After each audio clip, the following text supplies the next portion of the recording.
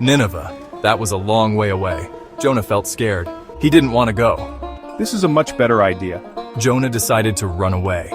He found a ship going to Tarshish. Tarshish was the opposite direction to Nineveh. He bought a ticket and jumped aboard. The ship was big and bright. The sun was shining. Seagulls sang. The sailors laughed. This is great. Jonah thought. He forgot all about Nineveh. He ate yummy food. He even sang with the sailors. But then, the weather changed. The sky turned dark, as if night had fallen in an instant. Ominous clouds gathered, swirling and churning, casting a shadow over the vast ocean. The air grew heavy with the promise of a fierce storm. Big waves crashed onto the deck, sending torrents of water splashing everywhere. The ship groaned under the weight of the relentless sea, each wave more powerful than the last.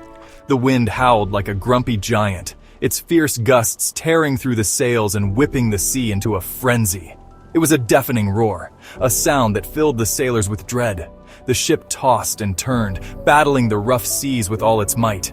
The sailors clung to the rails, their faces pale with fear. They had never seen a storm like this before. A storm like no other. We've got to lighten the load. Throw everything overboard. They threw things into the sea, hoping to save the ship from sinking. Crates, barrels, and supplies were tossed overboard in a desperate attempt to stay afloat. Jonah slept through all of this, oblivious to the chaos above.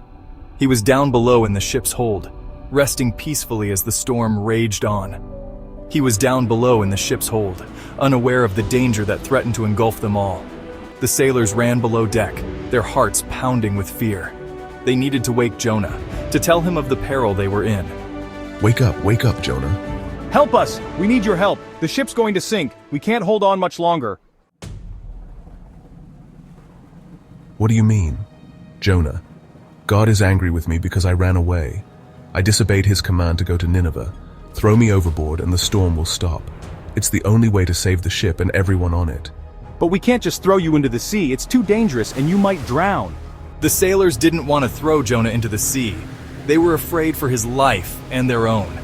But the storm was getting worse. The waves were crashing harder, and the wind was howling louder. We don't have a choice. If we don't do this, we'll all perish in the storm. Finally, with heavy hearts, they threw Jonah overboard.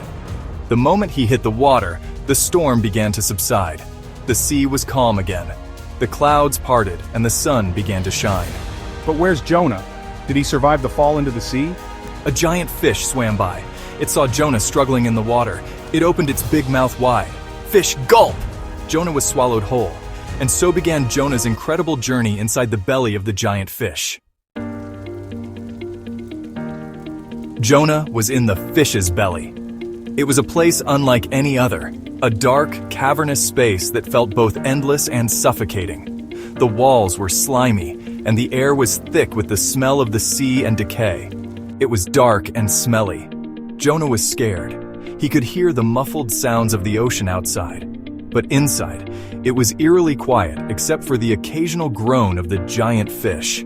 He closed his eyes and talked to God. Jonah, I'm sorry.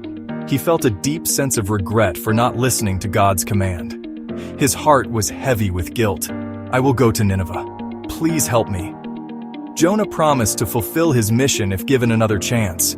He prayed fervently, hoping for a miracle. For 3 days and 3 nights, Jonah stayed inside the fish. Time seemed to stretch endlessly. He had nothing to do but think and pray, reflecting on his choices and the path that led him here. Then the fish swam to the shore. Jonah felt the movement, a shift in the fish's direction. He held on, hoping this was the answer to his prayers. It opened its mouth wide. Fish, pooey!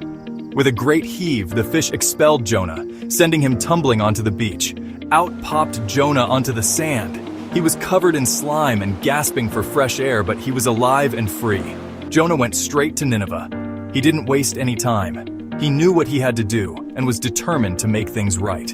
He told everyone to be kind. He learned his lesson. Jonah spoke with conviction, sharing his story and urging the people of Nineveh to change their ways. Running away doesn't solve problems.